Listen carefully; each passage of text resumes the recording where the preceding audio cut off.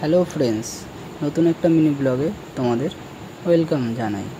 আজকে বিকেলবেলা রেডি সেডি হয়ে চলে যাচ্ছি শ্বশুরবাড়িতে বউকে আনতে। তাই একটা ছোট্ট করে টিকিট কেটে নিলাম অম্বিকা কালনার। আর নবদ্বীপ ধামে এসে পৌঁছালাম ব্রিজে এসে দেখলাম যে ট্রেনটা আসছে কিনা। যে ব্রিজের থেকে একটু কয়েকটা ক্লিক নিয়ে নিলাম, আর সঙ্গে সঙ্গে আমাদের ট্রেন চলে আসলো আর আমাদের দুরন্ত গতিতে নিয়ে গেল অম্বিকা কালনা। কারণ কালনা যাওয়ার একটাই উদ্দেশ্য, কারণ কালনায় 108টা মন্দির। আমার বউ ও বউর বান্ধবী তার বর বলছিল একটু ঘুরে আসতে, দিয়ে আমিও যাইনি কোনো দিন, তাই ঘুরতে গেছিলাম। দিয়ে আমি ওদের জন্য অপেক্ষা করছিলাম ওরা কখন আসবে। অপেক্ষা করতে করতে দেখলাম আকাশে মেঘ অনেক করেছে, বৃষ্টি আসতে পারে। অপেক্ষা করতে করতে আর ভালো লাগছিল না।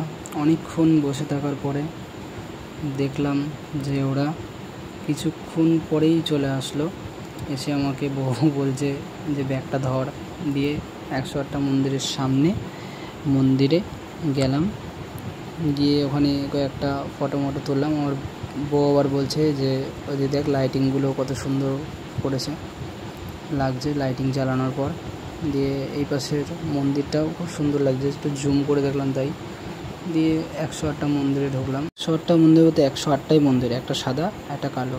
দিয়ে আমরা আর বেশিক্ষণ থাকলাম না, আমরা বেরিয়ে গেলাম। বৃষ্টি চলে আসবে তাই আমাদের অনেক দূর যেতে হবে। দিয়ে স্টেশন চলে গেলাম। স্টেশনে এসে বায়না করলো ও আইসক্রিম খাবে, আর আমাকে একটা চিপস দিল।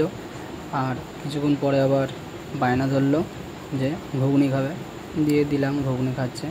দিয়ে কিছুক্ষণ অপেক্ষা করার পর আমাদের ট্রেন চলে আসলো। দিয়ে যাওয়া যাক ট্রেনে করে। ট্রেনের ভেতরে দরজার সামনে দাঁড়িয়েছিলাম আর ভিডিও করছিলাম বলে ও আমাকে একটা ঘুষি মেরে দিল। আর কিছুক্ষণ পরে আমরা নবদ্বীপ ধাম স্টেশনে নেমে বাড়ির দিকে যাচ্ছি।